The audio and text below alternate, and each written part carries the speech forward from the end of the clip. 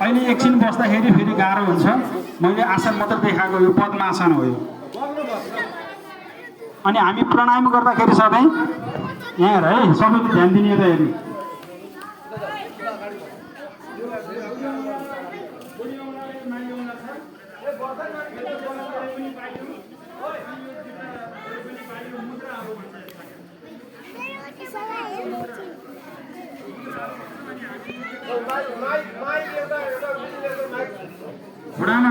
घुँडामा राख्छौँ हामी। त्यस पछाडि अनि म भन्छु फलो गर्नु। भास्त्रिका प्राणायाम हो त। सबैलाई यहाँ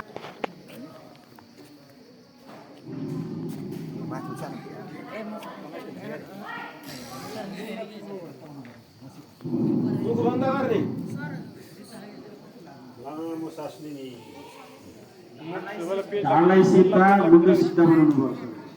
यसो गर्दाखेरि धेरै बेर नगर्नु, खाना भर्खर खाजा खाएको छौँ हामी। यसलाई के प्राणायाम भन्छन् रे?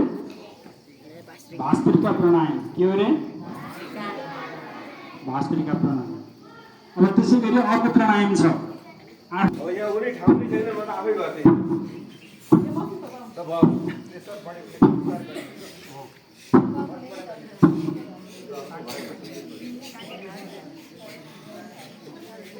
बढी हुनेले 40 पटकसम्म 1 मिनटमा, ठिक्क हुनेले 60 मिनटसम्म र घडी हुनेले 100सम्म। घडी हुने यसरी गर्छ, यसरी गरिरहेका हुन्छन् है। बढी हुनेले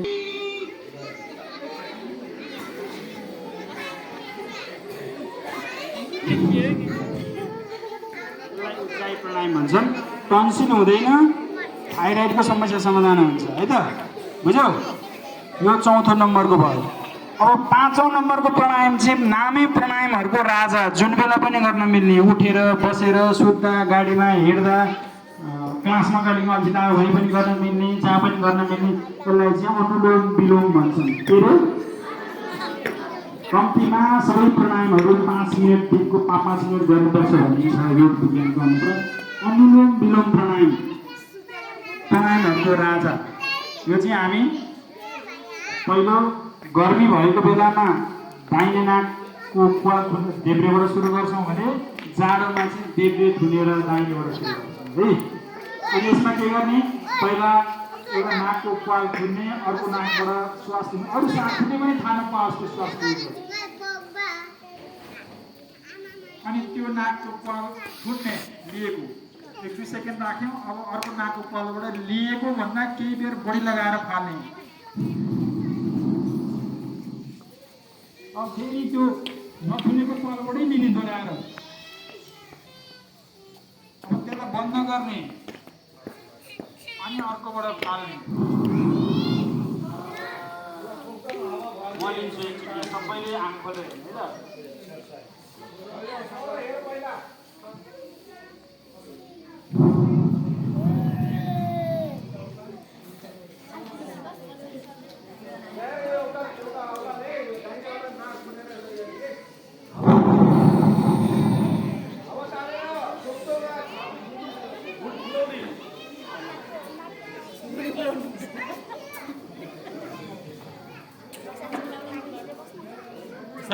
यसलाई चाहिँ कपाल भाती भन्छन्।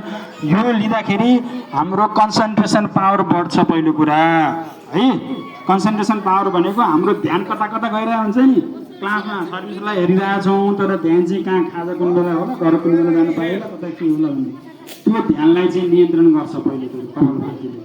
अनि अर्को के अनुलोम विलोमले। अर्को कुरा कपाल भाती प्राणायाम गर्दाखेरि हाम्रो यो भित्र चाहिँ अग्नि पैदा भएको हुन्छ। त्यो अग्निलाई नियन्त्रण गर्ने काम अनुलोम विलोमले गर्छ, शान्त गर्छ।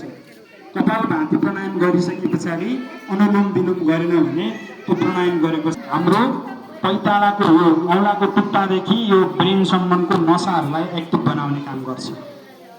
अनि सम्झन सक्ने शक्ति बढ्छ। विद्यार्थी भाइ बहिनीहरूले सधैँ गर्ने प्राणायाम, गर्ने पर्ने प्राणायाम भास्त्रिका, अनुलोम विलोम र यो भ्रामरी प्राणायाम हो। भ्रामरी प्राणायाम गर्दाखेरि हामी यो 3टा औँलाले आँखा छोप्छौँ। अनि बुढी औँलाले एकछिन ध्यान दिएर हेर, यो 3टा औँलाले आँखा छोप्छौँ बिस्तारै। अनि बुढी औँलाले हाम्रो यो कान छोप्छौँ अनि त्यस पछाडि यो चोराउलाई यहाँ माथि राख्छौँ र लामो श्वास लिन्छौँ अनि फाल्दाखेरि ओमको उच्चारण भमरा गराए जसरी ओमको उच्चारण गर्दै हामी चाहिँ के गर्छौँ त भ्रामरी प्राणायाम गर्छौँ। सबैजनाले एकचोटि मैले गरेको हेर्नु अनि त्यस पछाडि गर्न लगाउँछौँ है त। सबैले यता हेर्ने है।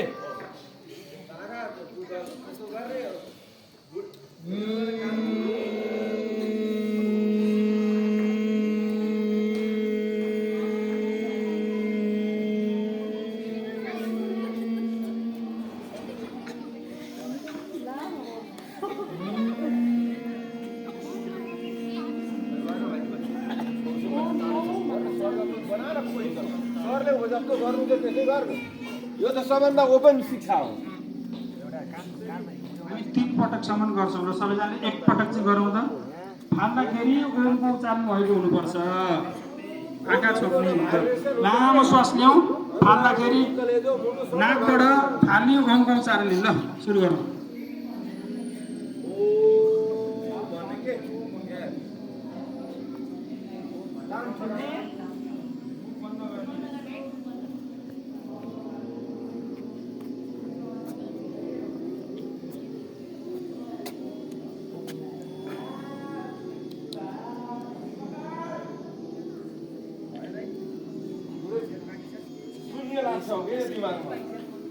आँखा थुनेर कान थुनेर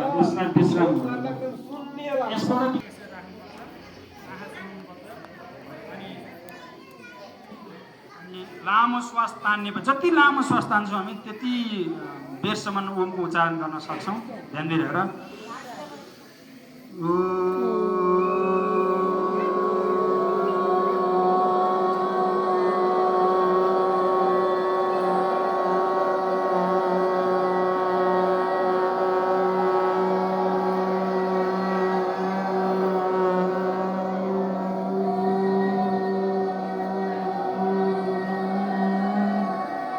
भगवान गौतम बुद्धले बुद्धत्व प्राप्त गरेको प्राणायाम, बुद्धत्व प्राप्त गरेको आसन अञ्जली मुद्रामा बस्छौँ हामी। अञ्जली मुद्रा भनेको यो दाहिने हातलाई माथि देब्रे हातलाई तल अञ्जली भन्छौँ नि।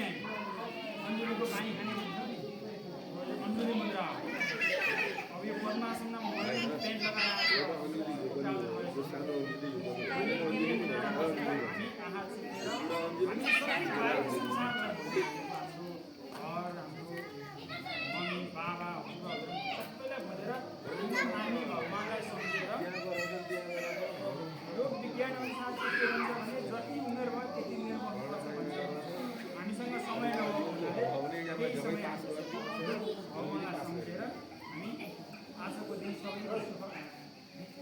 सुखद रहोस्, भलो होस्, सबै चराचर जगतको राम्रो होस्, सबैलाई राम्रो होस् भनेर प्रार्थना गर्छु। अञ्जली मुद्रा है यो 8औं प्राणायाम। यसरी हाम्रो 8वटा प्राणायाम दैनिक शारीरिक मानसिक रूपमा हामी स्वस्थ हुन्छौँ। डिप्रेसनमा गएका मान्छेहरू है, त्यसै गरी मानसिक रोग लागेका मान्छेहरू योगामा गएर स्वस्थ भएर फर्केका योगीले हाम्रो जगिङले 18वटा छन्, शारीरिक रूपमा तन्दुरुस्त हुन्छ है। बुझेन? जगिङले म इक्जाम्पल चाहिँ होइन भाइ, मैले पेन लगाएको छु। म एकचोटि अहिले देखाइदिनु, तिमीहरू बसिराख्ने म देखाइदिन्छु 5 मिनटको कुरा है। यो चाहिँ 8वटा प्राणायाम हो। यो चाहिँ हामी योग गर्दाखेरि अन्तिममा गर्छौँ प्राणायामहरू। पहिला चाहिँ उफ्रिन्छौँ, सबले लाग्ने गरी पसिना आउने गरी उफ्रिन्छौँ, रमाइलो गरिन्छ, गीत गाइन्छ, नाचिन्छ पनि होइन। अनि त्यस पछाडि चाहिँ यो चाहिँ हाम्रो प्राणायाम हो। त्यो रमाइलोसँग गर्नु पर्यो। अब यहाँ ध्यान दिनु, यहाँ हेर, यहाँ म यो चेन्ज गर्नु भने चेन्ज गर्नुपर्छ। अनि त्यतिकै हावातावा उठ्यो भने हुन्छ त हुँदैन सर। यो गर्न जाएन भने उल्टो हुन्छ, फेरि हामीलाई रोग लाग्न सक्छ है। यो 1 नम्बरको ल हेर हेर। अनि 2 नम्बरमा यस्तो हुन्छ।